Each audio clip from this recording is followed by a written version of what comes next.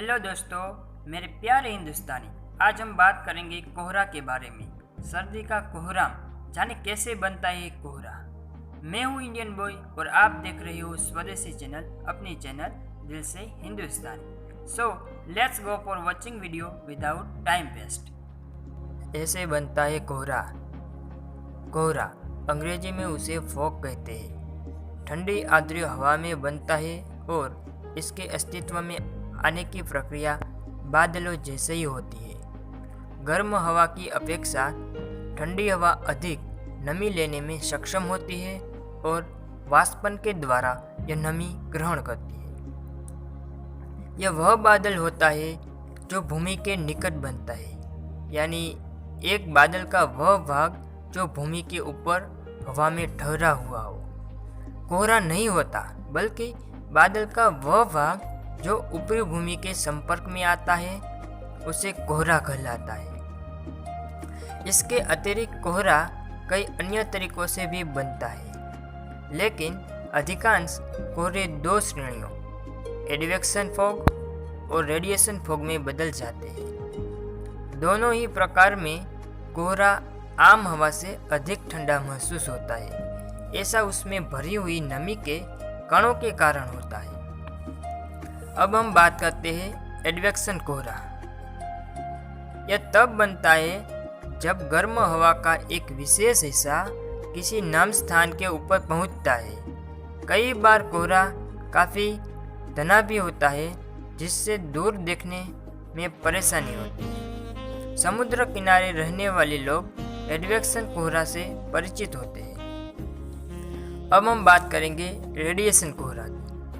यह तब बनता है जब जमीन की ऊपरी परत ठंडी होती है। ऐसा प्रायः शाम के समय में होता है। जमीन की ऊपरी परत ठंडी होने के साथ ही हवा भी ठंडी हो जाती है, जिस कारण कोहरा उपजता है। अब बात करेंगे पहाड़ी व घाटियों पर। कोहरा कई पहाड़ी घाटियों में भी छाता है। वहाँ ऊपरी गर्म हवा ठंडी हवा को जमीन के निकट रखती है। ऐसा कोहरा प्रायः सुबह के शाम समय में होता है। सूरज निकलने के बाद ठंडी हवा गर्म होती है और ऊपर उठती है।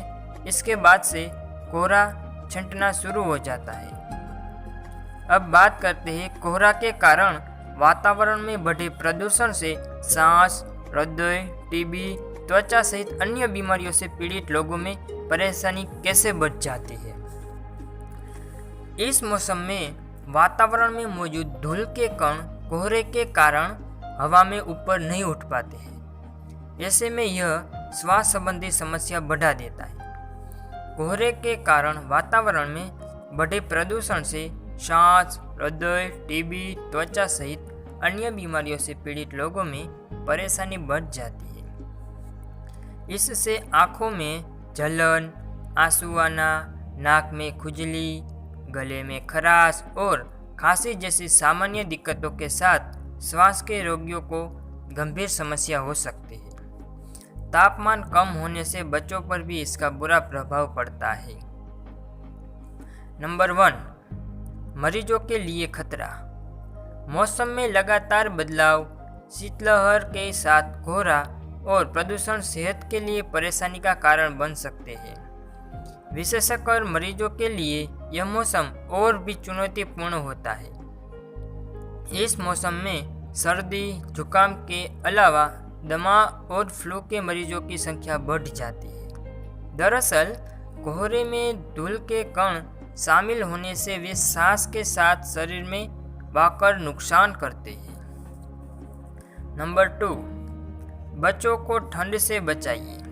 बच्चों को भी ठंड से बचाने की ज़्यादा ज़रूरत होती है। बच्चों की प्रतिरोधी क्षमता कमज़ोर होती है। इस कारण उनके लिए सर्दी, जुकाम, बुखार के अलावा निमोनिया का खतरा बढ़ जाता है। ऐसे में ज़रूरी है कि बच्चों को गर्म कपड़े पहनाकर ही बाहर निकालें। कमरे को भी गर्म रखें और घर की खिड़की दरवाजे बंद रखें। बच्चों को सांस लेने में कोई भी समस्या होने पर तुरंत डॉक्टर को दिखाइए। नंबर 3, अस्थमा रोगी बच्चे। सर्दियों में फ्लू, सांस की परेशानी, कानों में संक्रमण और पेट की समस्याओं खास तौर से तंग करने लगती है। यह मौसम डायबिटीज और ब्लड प्रेशर के मरीजों के लिए भी मुश्किल भरा होता है। अस्थमा रोगियों को इस मौसम में सावधानी बरतनी चाहिए। दमा के पुराने मरीजों के लिए यह स्थिति और भी अधिक गंभीर साबित होती है। नंबर 4, सांस के मरीज भी रहे सावधान। सर्दियों में वैसे ही सांस के मरीजों की तकलीफ आम दिनों की अपेक्षा बढ़ जाती है। ऐसे में दवाओं का असर भी कम होता है। नंबर 5, बुजुर्गों और बच्चों पर असर। सामान्य वयस्क साल में 3 से 4 बार सर्दी जुकाम का शिकार होते हैं। गर्भवती महिलाएं, बुजुर्ग और कमज़ोर इम्यूनिटी वालों के लिए परेशानी ज़्यादा बढ़ जाती है।